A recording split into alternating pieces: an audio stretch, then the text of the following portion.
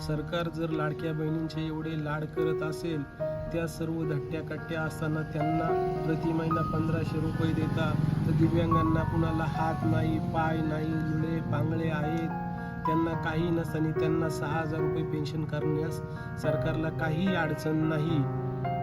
तरी सरकारने याची पण दखल घ्यावी अशी मी सरकारला जाहीर विनंती करत आहे.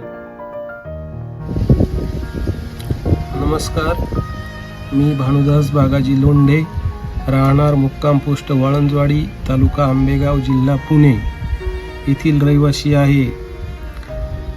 माझा 6/9/2008 रोजी अपघात झाला.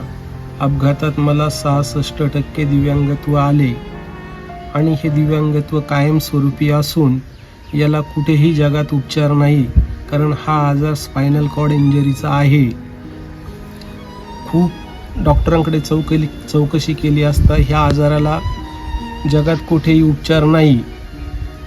तरी माझी शासनास एक नम्रतेची विनंती आहे की आज जे आमचे दैवत बच्चूभाऊ कडू उपोषणाला बसले आहेत शेतकऱ्यांसाठी आणि दिव्यांगांसाठी, तरी शासनाने यांच्या उपोषणाची त्वरित दखल घेऊन शेतकरी कर्जमाफी करावी आणि दिव्यांगांना 6000 रुपये पेन्शन चालू करावी. कारण मी स्वतः 66% दिव्यांग असून जागेवरती बसून आहे. मला कुठलेही कामधंदा वगैरे काही करता येत नाही, तर कुटुंब कसे चालणार? स्वतः शेतकरी असून अल्पभूधारक शेतकरीसुद्धा आहे. शेतीला बाजारभाव नसतात आणि शेती पण असिंचनाखाली आहे, तर आमचे कुटुंब कसे चालणार?